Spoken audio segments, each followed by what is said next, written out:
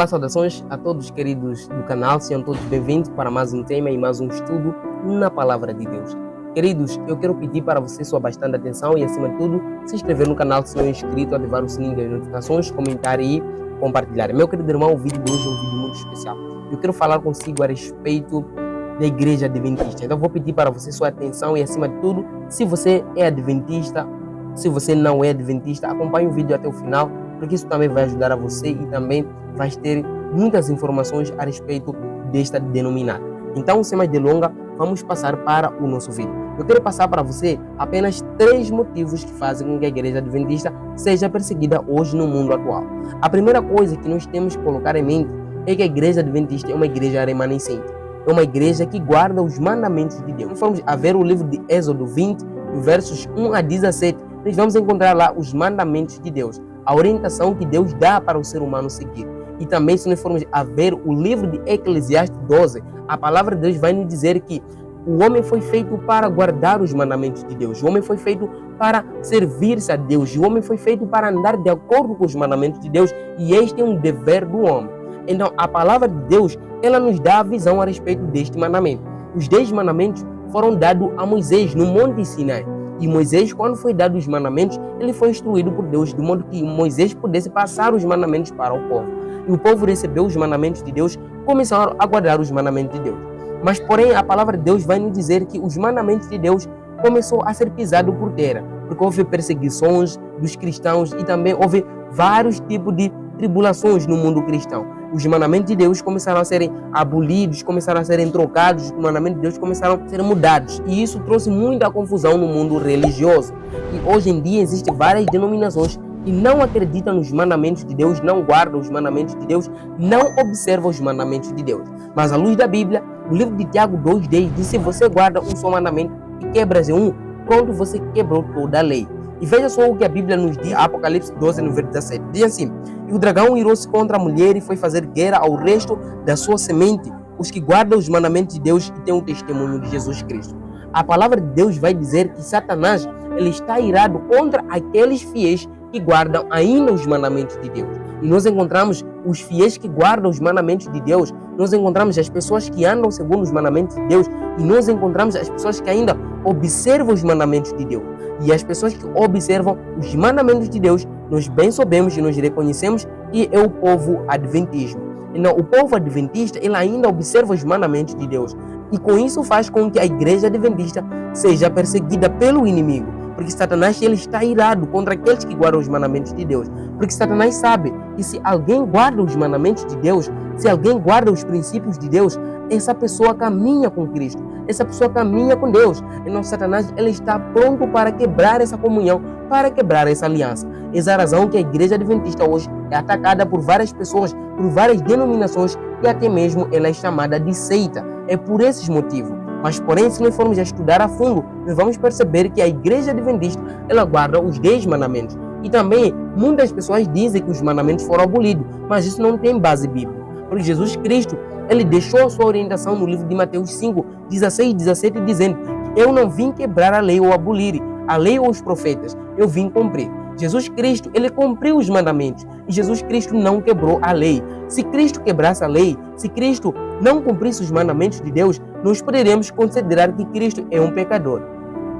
E se considerarmos que Cristo é um pecador, então nós também estamos perdidos, porque nós não precisaríamos dele como nosso Salvador pessoal. Nós precisaríamos do outro Salvador. Mas a Bíblia nos apresenta que Jesus Cristo é o nosso Salvador pessoal e também Jesus Cristo é o nosso juízo. E Jesus Cristo também é o nosso advogado fiel. Então a palavra de Deus vai dizer que Satanás está irado contra aquele povo que guarda os 10 mandamentos, contra o povo remanescente, que é o povo adventista.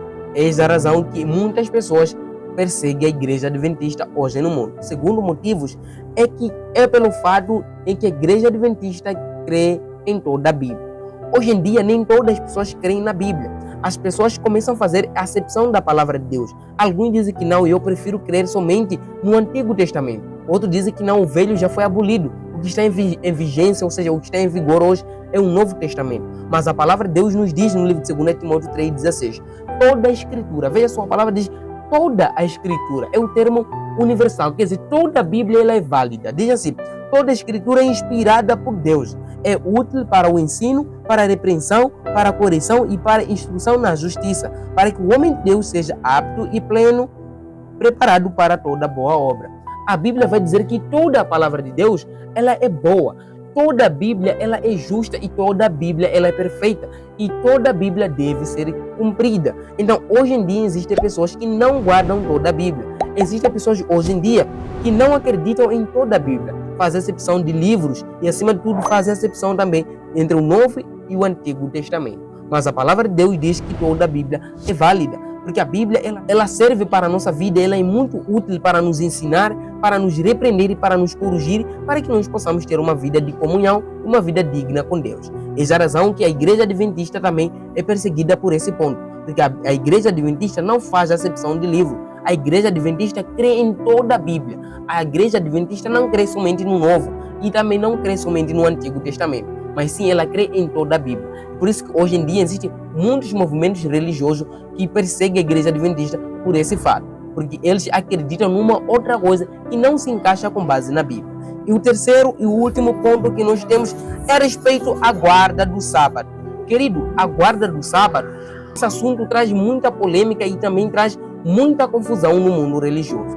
Deus estabeleceu o dia de sábado como um dia sagrado, de modo que nós como seres humanos pudéssemos descansar e que de modo que nós possamos nos dedicar simplesmente esse dia ao Senhor. Deus nos deu 6 dias para que nós pudéssemos trabalhar, mas o 7º dia Deus nos deu como um dia de descanso, um dia dedicado ao Senhor. Veja o livro de Êxodo 20, do verso 8 a 11 diz: Lembre do dia do sábado para o santificar. 6 dias trabalharás e nele fará toda a sua obra, mas o 7º dia é o sábado dedicado ao Senhor, seu Deus. Neste dia não farás trabalho algum, nem tu, nem teu filho, nem tua filha, nem teus servos, nem suas servas, nem teus animais, nem os estrangeiros que moram em tuas cidades.